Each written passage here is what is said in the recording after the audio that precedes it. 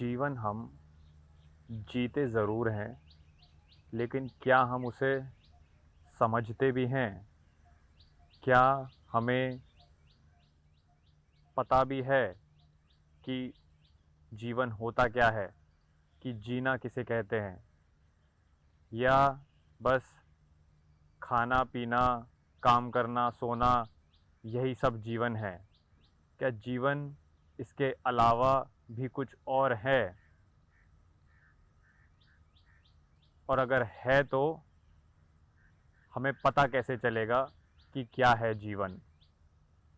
जिस तरीके से हम जीते हैं उसमें ये निहित होता है, ये एक अज्यूम्ड बात होती है कि हमें पता है कि क्या अच्छा है हमारे लिए, कि क्या बुरा है। हम समझते हैं कि हम ये तो जानते ही हैं अच्छे से कि क्या मेरे लिए फ़ायदेमंद है और क्या मेरे लिए नुकसान की बात है। क्या ऐसा वाक़ई में है?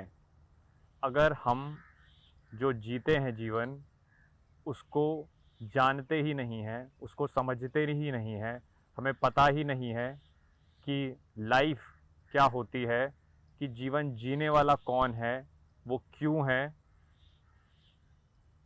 तो ऐसी अनभिज्ञ स्थिति के साथ, ऐसी इग्नोरेंट सिचुएशन में हम ये दावा जो करते हैं कि हमें पता है कि हमारा अच्छा क्या है और बुरा क्या है, कि हम जानते हैं कि हमारे लिए क्या फ़ायदेमंद है, ये एक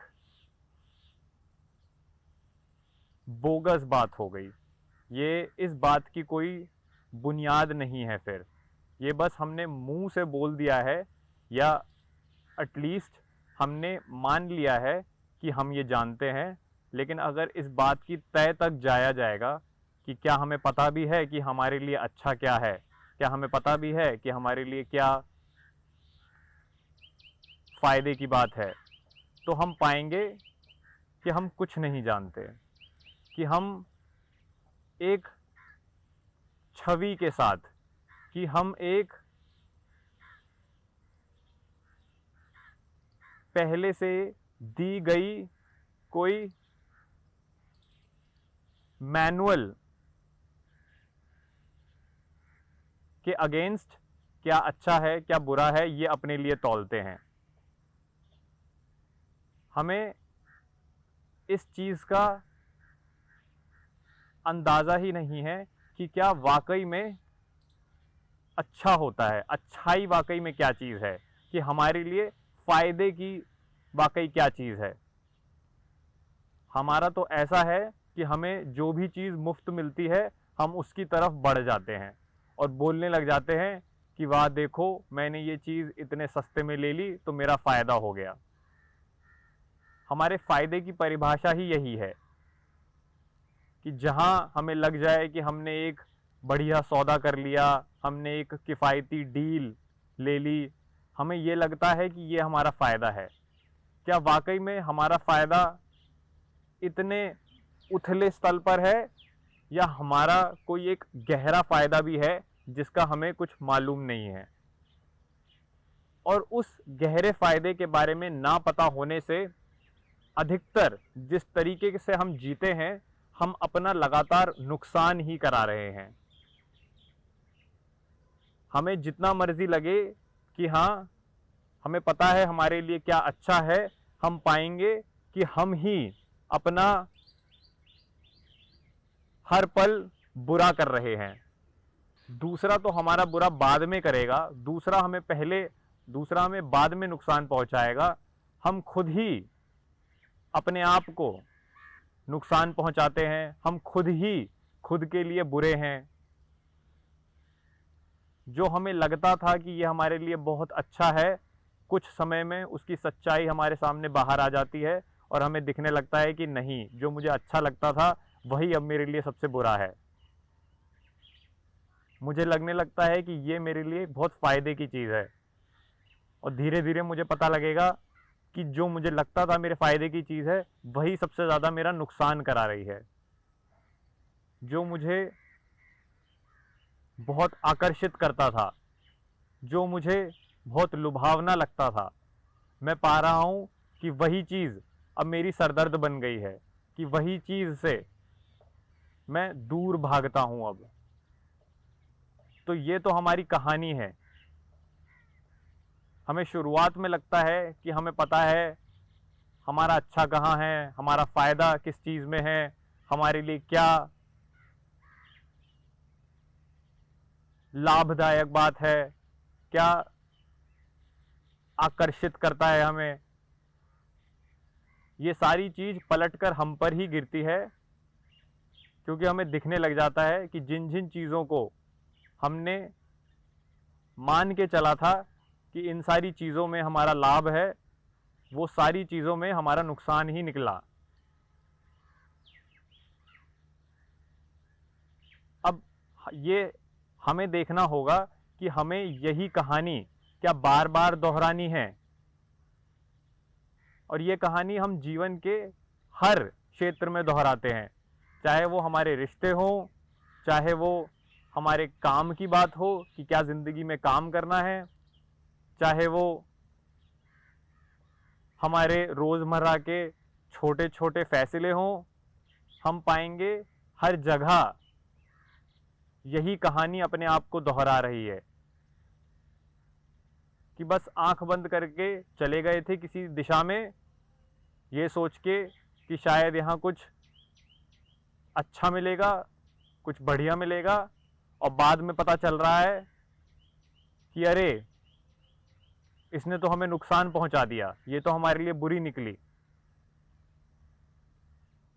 और जटिल बात तब हो जाती है जब हम ये मानते भी नहीं हैं कि जिसकी तरफ हम बढ़े थे, जिसकी तरफ हमने अपनी खुशी से, अपनी मर्जी से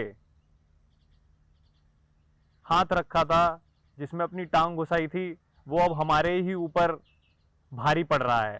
हम उसी को लेके ही आगे चलते चले जाते हैं। ये मानने को ही हमारी बुद्धि राजी नहीं होती कि जिसमें हम घुसे थे, जिस रिश्ते में, जिस काम में, जिस व्यवसाय में हम घुसे थे, वो शायद गलत था। क्योंकि ये मानना कहीं ना कहीं अब हमें जिम्मेदारी से भरेगा अपने ही प्रति, क्योंकि जो गलत अब हो गया उसको सही तो करना पड़ेगा। तो बजाय ये देखने के कि क्या है वो सही दिशा जहां मैं बढ़ सकता हूं, क्या है वो वाकई में अच्छा तरीका मेरे लिए जिससे मैं अब अपने रिश्ते जोड़ सकता हूं, ये देखने की बजाय हम जिन रिश्तों में हैं, जिन चीज़ों में हमने अपने आप को व्यस्त कर रखा है, घुसा रखा है, हम उन्हीं में चलते जाते हैं और उन्हीं को ज़िंदगी भर ढोते रहते हैं। फिर यही बोझ, फिर यही गलत फैसले, यही जिद, यही अड़ कि ना देखना अपनी ही ज़िंदगी को, अपनी ही ज़िंदगी की सच्चाई को, हमारे ऊपर बोझ बनता है। शुरुआत में भले ही हमें लगा होगा कि ये चीज़ हमारे लिए अच्छी थी या ये चीज़ हमारे लिए फ़ायदेमंद थी, लेकिन अब जब पता लग गया है कि नहीं, मैं पा रहा हूँ कि मैं लगातार बार बार अपना ही नुकसान कर रहा हूँ, अपने लिए ही बुरा बन रहा हूँ, तो ये पता चलने पर अपनी गलती मानकर खुद में बदलाव लाना ही पड़ेगा। ऐसा नहीं है कि मैं काम गलत चुन रहा हूँ, ऐसा नहीं है कि मैं रिश्ते गलत निभा रहा हूँ, गलत इंसान से निभा रहा हूँ। मुझे ये देखना पड़ेगा कि यहाँ पे जो कॉमन फैक्टर है वो मैं खुद हूँ। मेरे एक्शंस गलत नहीं है, मेरे रिश्ते जिन लोगों से मैं कर रहा हूँ वो गलत नहीं है, या अगर वो होंगे भी तो वो बाद में होंगे। पहले गलत मैं खुद हूँ अपने आप में, क्योंकि ये सारे फैसले मेरे ही भीतर से निकले थे। उस काम में जाना, उस रिश्ते में जाना, वो फैसले करना, वो सारे जो बाहरी दिशा के काम हैं वो निकल मेरे ही भीतर किसी बिंदु से रहे थे। तो मुझे उसको बदलना पड़ेगा। मैं ऊपरी ऊपरी अगर सोचूं कि मैं बदलाव कर दूं, कि आज काम ये कर रहा था, कल काम मैं वो करने लग जाऊं, आज मैं ऐसे इंसान के साथ रिश्ता निभा रहा था तो अब मैं वैसे इंसान के साथ रिश्ता निभाऊं, ये फिर एक गलत समझ से आगे बढ़ना होगा। मुझे देखना पड़ेगा कि मेरी जो समझ मुझे बताती है कि ये काम कैसा है, अच्छा है या बुरा है, कि ये रिश्ता कैसा है, भला है कि गलत है, ये समझ में ही खोट है मेरी। इस समझ को मुझे बदलना पड़ेगा। इसका मतलब मुझे अपने आप को बदलना पड़ेगा। मेरे बाहरी कृत्य बदलने से कुछ नहीं होगा। ये एक ऊपरी बैंडेड इलाज है जो हम खुद को देंगे।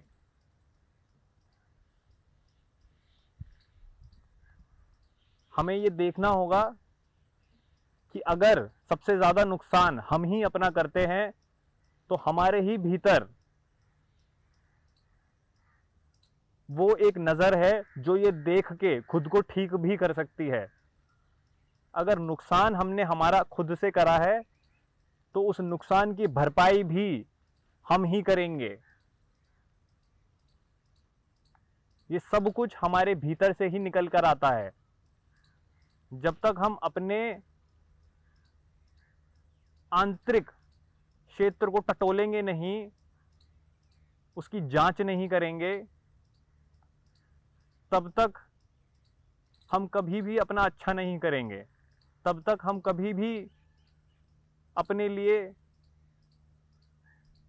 कोई लाभ ला ही नहीं सकते।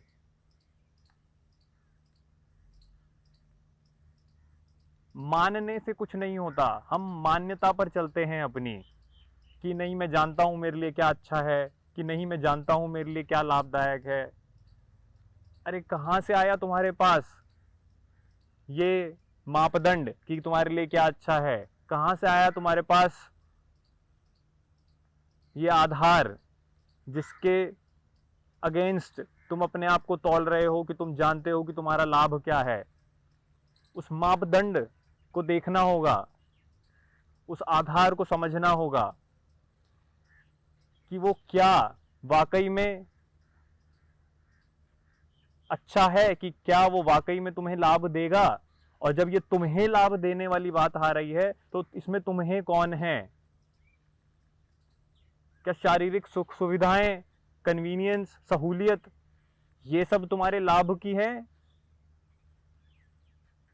या एक भीतरी संघर्ष, अपना ही सोई हुई समझ को जगाना, अपने ही नुकसान और बुरा करने वाली इकाई जो तुम्हारे अंदर ही बसती है उसको देखना, क्या है मेरे लिए वाकई में लाभदायक।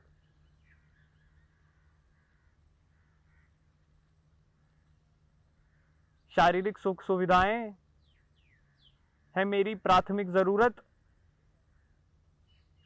या अपने अंदर जो अंधेरा जमा हुआ है उस पर रोशनी फेंकना। शारीरिक सुविधाएं भी हम किस लिए मानते हैं, क्यों हम उनकी तरफ आकर्षित होते हैं? क्योंकि हम सोचते हैं कि उनसे चैन मिलेगा, क्योंकि हम सोचते हैं कि उनसे एक आराम आएगा और हम ठीक रहेंगे, सुखी रहेंगे।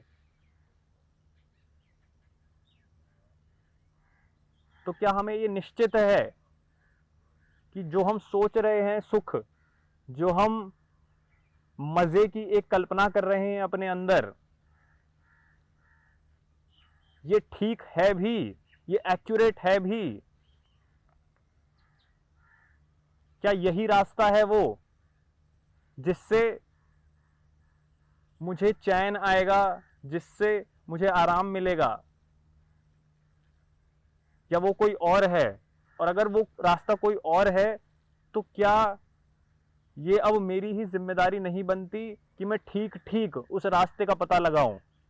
अगर मेरा हित वाकई में शारीरिक सुख सुविधाओं से जुड़ा हुआ है, एक ऊपरी सहूलियत से जुड़ा हुआ है, तो मैं बशर्ते पूरे टाइम ही, हर समय ही उनकी तरफ भागूं, लेकिन अपने प्रति ये एक सच्चाई मुझे रखनी होगी कि नहीं, शारीरिक तौर से आराम से रहने पर भी पूरा शरीर स्वस्थ रहने पर भी अंदर, मेरे अंदर कुछ है जो मुझे कचोट रहा है, मेरे अंदर ही कुछ है जो मुझे सुन्न कर रहा है। अपनी ही कंफ्यूजन में, अपने ही अंधेरे में मेरे पास किसी भी तरीके की रोशनी, सफाई, क्लैरिटी है ही नहीं। शरीर से मैं एकदम भरा पूरा मस्त हूं, चुस्त हूं, लेकिन भीतरी तौर पर मैं ऊबा हुआ हूं। मुझे नहीं पता कि एक खरा सच्चा मजा कहां पर है। मैं अपनी ही सीमित सोच से मजे के अड्डों पर जाता हूं, पर पाता हूं कि अब उसके प्रति प्यास और बढ़ रही है और वो गहरी ही होती जाती है, बुझती नहीं है कभी भी। मुझे आभास होता है, कुछ क्षणिक आभास, कि हाँ शायद कुछ बुझ गई है, लेकिन कुछ पलों बाद मैं अपने आप को वहीं पाता हूं जहां से शुरुआत हुई थी। तो ऐसे में क्या मैं खुद को ही खुद को ही मूर्ख नहीं बना रहा? क्या मैं खुद को ही भ्रम में नहीं ला रहा? ये सोचकर कि हाँ मैं जान रहा हूं कि मेरे सुख कहां हैं, हाँ मैं जान रहा हूं कि मेरी सहूलियतें कहां हैं।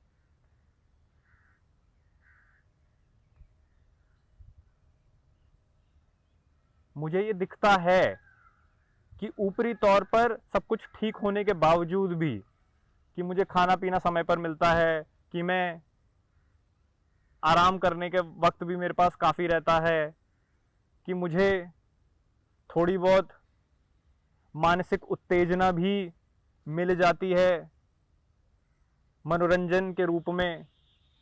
इन सब के बावजूद भी कहीं कुछ अधूरा है, कहीं कुछ मिसिंग है, कुछ गायब है।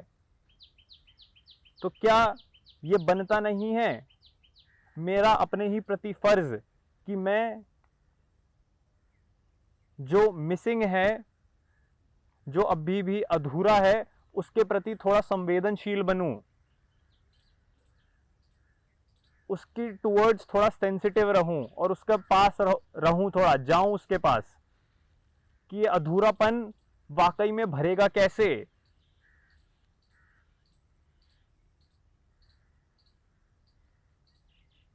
कि ये जो मेरे अंदर एक लगातार प्यास का मुझे अनुभव होता है, वो भरेगी कैसे। मेरा पूरा जीवन मैं जी सकता हूं, लेकिन जब तक मैं उसे समझता नहीं, जब तक मुझे पता नहीं है कि उसके अंदर चल क्या रहा है, कि वो है किस बारे में और वो है भी क्यों, तब तक मैं एक अंधेरे में जी रहा हूं। मैं एक ऐसी मार्केट में घूम रहा हूं जहां मैंने अपने ऊपर ही एक पट्टी बांध रखी है आंखों पे, और उस पट्टी को बांधे बांधे मैं दुनिया के हर कोने में जाता हूं, अपने आप को ये बताकर कि हाँ ये पट्टी ठीक है और मैं जानता हूं मेरे लिए अच्छा क्या है, मैं जानता हूं मेरे लिए बुरा क्या है। जो अच्छा बुरा का पैमाना भी है, ये भी हमें बाहर से मिला है, हमारे ही माहौल, समाज से। हमें हमारे ही माहौल और समाज ने हमारे लिए परिभाषित करा है कि क्या है तुम्हारा अच्छा और क्या है तुम्हारा बुरा। इस पर जांच कभी होती ही नहीं है कि क्या वाकई में अच्छा है, कि क्या वाकई में बुरा है। तो अगर मैं बस बहा चला जा रहा हूं अपने जीवन में, बिना उसे जाने, बिना उसे समझे, तो मैं जीवन को पूरी तरीके से तो जी ही नहीं रहा।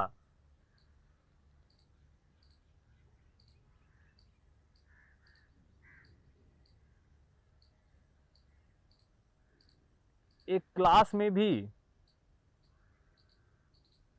अगर स्टूडेंट्स हैं और जो पढ़ाया जा रहा है, जो समझाया जा रहा है, वो एक स्टूडेंट को के कान पर पड़ रहा है, उसे सुनाई दे रही है ये बातें, उसे जो समझा रहा है उसके हाव भाव भी दिख रहे हैं, उसे दिख रहा है कि क्या लिखा जा रहा है और क्या बताया जा रहा है, लेकिन उसके भीतर कुछ उतर नहीं रहा है। वहीं एक दूसरा स्टूडेंट है जो जो बोला जा रहा है, जो समझाया जा रहा है, जो लिखा जा रहा है, वो उसको अपने भीतर उतरने दे रहा है। वो समझ रहा है कि क्या चल रहा है, कि जो बोला जा रहा है पढ़ाने वाले के द्वारा उसका मतलब क्या है, वो उसे कॉम्प्रहेंड कर पा रहा है। तो ये दोनों स्टूडेंट क्लास में होने के बावजूद भी बिल्कुल ही अलग दिशा से, अलग स्तर पर वहां मौजूद हैं।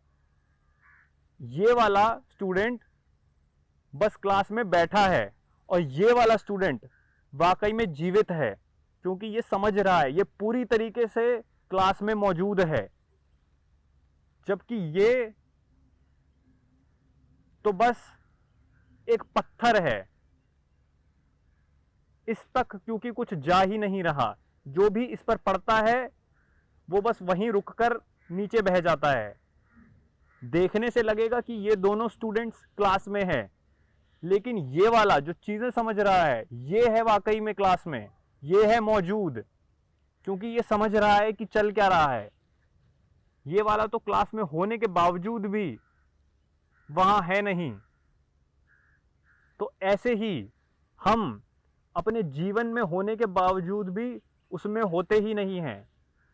अगर हम समझ नहीं रहे, अगर हमें पता नहीं चल रहा कि हमारे फैसले किस बिंदु से निकल कर आते हैं, अगर हमें पता नहीं है कि रिश्ता क्या होता है, उन्हें निभाया कैसे जाता है और क्या उसकी सही जगह होती है जीवन में, अगर हम ये सब कुछ नहीं जान रहे,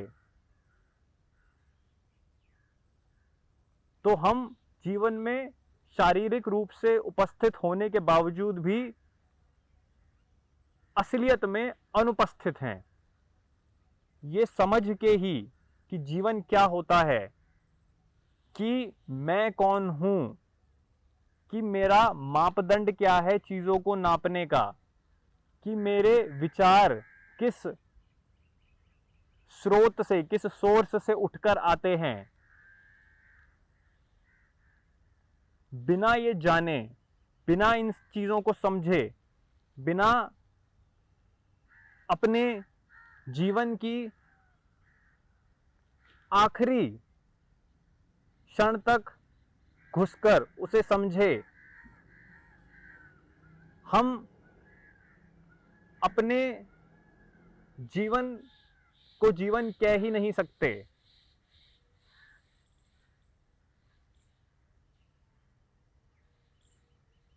हम अपने जीवन में वैसे हैं जैसे जंगल में एक पेड़ अपने आप में कुछ नहीं है, उसके साथ बस चीजें होती हैं।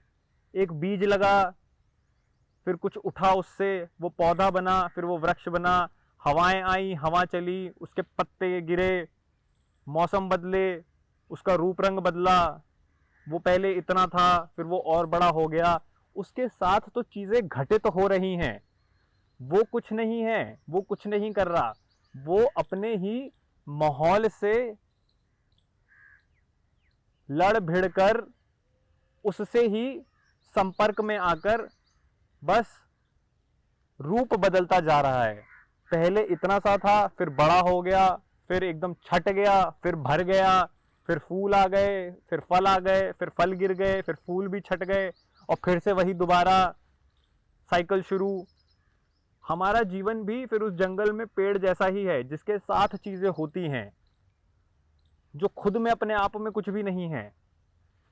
अगर हम बस जीवन को खींचते चले आ रहे हैं, बस जीते चले जा रहे हैं बिना उसे समझे, तो उसमें कुछ भी जीवित नहीं है। सही मायने में बस वही जो खुली आंखों से समझ रहा है, जो जान रहा है कि ये सब चल क्या रहा है उसके आसपास और उसके भीतर। वो पहले बाहर देखने से शुरू करता है और बाहर की चीजों को देखते देखते वो भीतर की तरफ आता है और वो जानने की कोशिश करता है कि बाहरी और आंतरिक रिश्ता क्या है और क्या ये दोनों अलग हैं या ये एक ही है, कि बाहर जो भी है वो बस अंदर भीतरी जगत की ही एक अभिव्यक्ति है।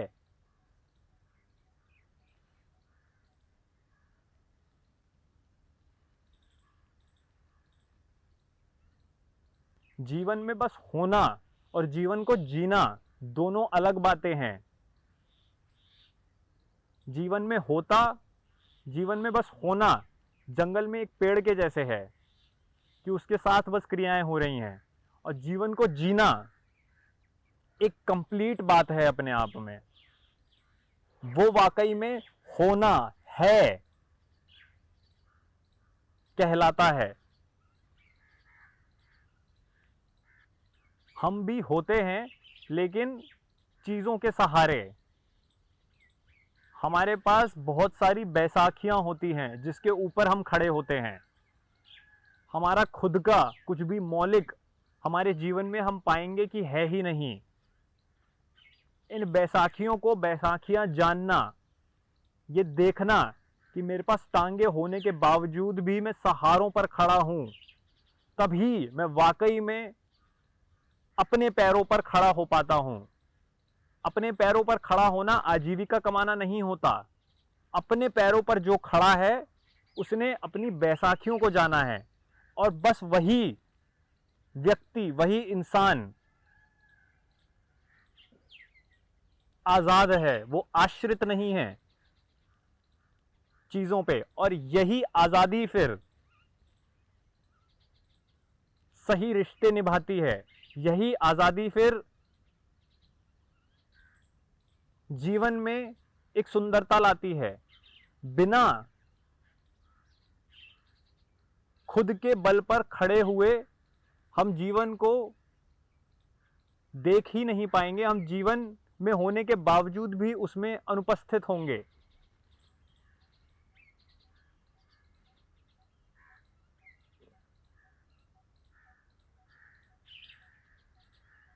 आजाद होने का ये मतलब बिल्कुल भी नहीं होता कि वो बाकियों से आजाद है और बाकियों का जो हो, अब जीवन में जो भी कुछ हो वो ठीक है और सबसे अब कुछ रिश्ता टूट गया है एक तरीके से, या सब खत्म कर लिया और यहाँ भैया जी हम आज़ाद खड़े हैं। आज़ादी ये नहीं है। हमारे पास बस कल्पनाएं होती हैं आज़ादी को लेके। असली आज़ादी क्या होती है इसकी कल्पना नहीं करी जा सकती। होकर ही पता चलता है कि असली आज़ादी क्या है। और यही आज़ादी फिर करुणा भी रख पाती है, जो एक सही, एक ऊपरी ढोंग नहीं होता करुणा का। जो वास्तव में करुणा होती है वो इसी आजादी के पास होती है। जो एक क्वालिटी ऑफ रिलेशनशिप होता है वो भी फिर इसी आजादी से हमें पता चलता है कि क्या है। सुख का, सुविधाओं का, सहूलियतों का, इनकी भी क्या सही जगह है, ये भी फिर ये आजादी ही हमें बताएगी। इससे ही हमें पता चलेगा। सुख सुविधाएं और सहूलियतों की सीमाएं।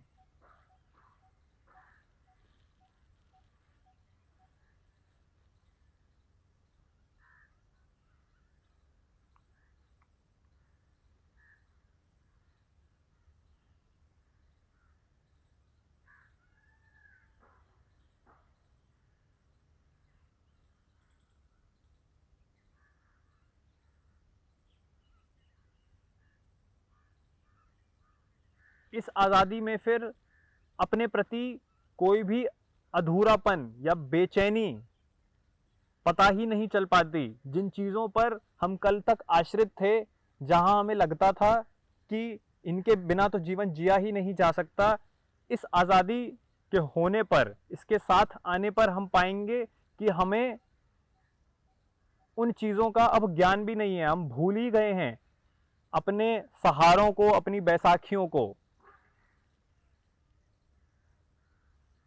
हम भूल ही जाते हैं कि कल तक हम किन पर आश्रित थे। क्योंकि अब हम वाकई में आजाद हैं ना।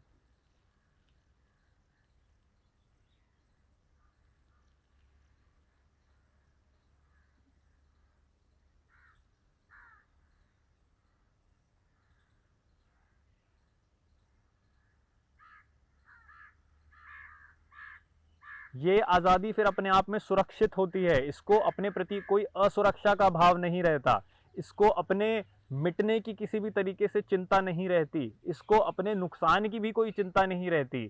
फायदा हो नुकसान हो, बड़े से बड़ा सुख आए आए और गहरे से गहरा दुख आए तो आए, ये आजादी अपने आप में स्वतंत्र रहती है, क्योंकि ये इनको महसूस करती है। ऐसा नहीं है कि ये इनसे जी चुरा रही है या इनसे ये मुंह मोड़ रही है या इनसे भाग रही है। ये आजादी एस्केपिज्म नहीं है। असली बात तो ये है, यही आजादी फिर अपने सुखों का दुखों का, अपने सुखों को और दुखों को पूरी तरीके से जी पाती है। हम तो सुख के क्षणों में भी ऐसे बेचैन होते हैं कि हमें लगने लगता है कि अरे बस ये कहीं पल खत्म ना हो जाए, कि ये बस पल चलता रहे। इस पल में भी हम सुख के असुरक्षित रहते हैं, हम इसको पकड़ कर बैठते हैं, इस पे क्लिंग करते हैं कि बस यही पल चलता रहे, यही ठीक रहे और इसके ये कभी खत्म ना हो। ये बेचारगी की स्थिति होती है हमारी तो सुखों में भी। जब हम आजाद होते हैं पूरी तरीके से, सुख को भी हम तभी जी पाते हैं जो एक ऊपरी सुख होता है। और दुखों की तो बात ही क्या है, खुले हाथों से उनका आमंत्रण होता है, क्योंकि जानना होता है कि ये क्या है, इनसे भागा नहीं जाता। इनके आने पर एक एक्साइटमेंट, उत्तेजना और होने लगती है कि वाह ये तो कोई नई चीज आई है, इसका तो पता ही नहीं था, चलो पता करते हैं कि ये क्या है, कि इससे दुख पहुंच रहा है, ये कौन सी चीज नई आ गई जो दुख पहुंचा रही है, चलो इसमें जाते हैं, पता करते हैं कि माजरा क्या है।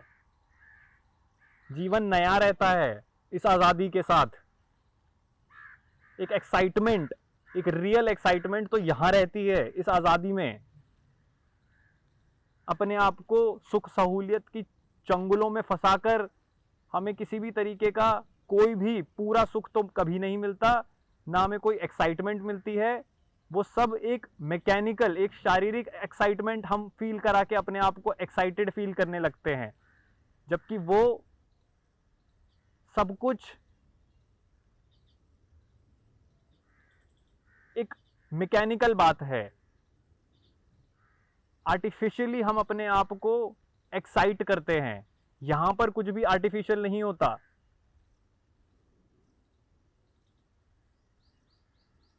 यहां हर एक नई चीज का, सुख हो चाहे दुख हो, नुकसान हो चाहे फायदा हो,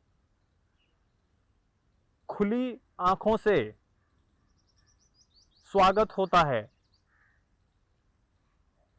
हाथ खोलकर हम उसको देखते हैं और इनवाइट करते हैं कि आओ दिखाओ हमें, कि सुख कि हाँ तुम कौन हो, कि हाँ दुख कि अच्छा हाँ तुम कौन हो, कि अच्छा नुकसान है तो बताओ क्या नुकसान कराने आए हो वाकई में हमारा, कि फायदा है बताओ क्या फायदा है। लालच की नजर से उस समय फायदा भी नहीं देखा जाता। ये आजादी जो है ये सबके प्रति एक खुला भाव रखती है, ना ये दुख में बेबसी महसूस करती है, ना ये सुख में अपने आप को एकदम ही खो बैठती है, असंतुलित हो जाती है।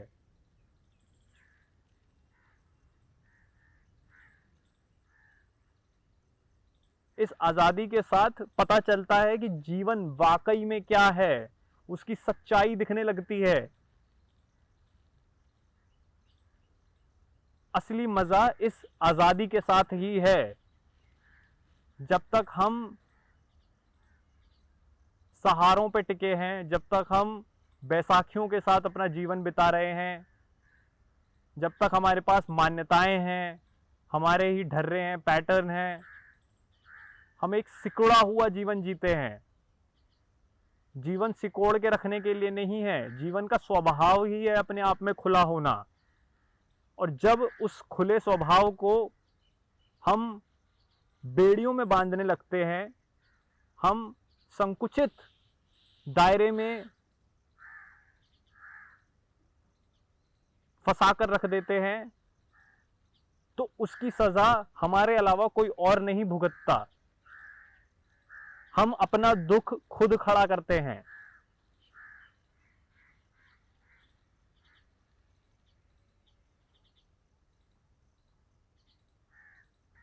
जीवन जीने के लिए उसे समझना जरूरी है। बिना समझे हम उसे जी नहीं रहे हैं, हम उसे बस बिता रहे हैं और शायद घसीट रहे हैं। अगर हमें अपने जीवन को घसीटते घसीटते नहीं बिताना, तो उसे समझना,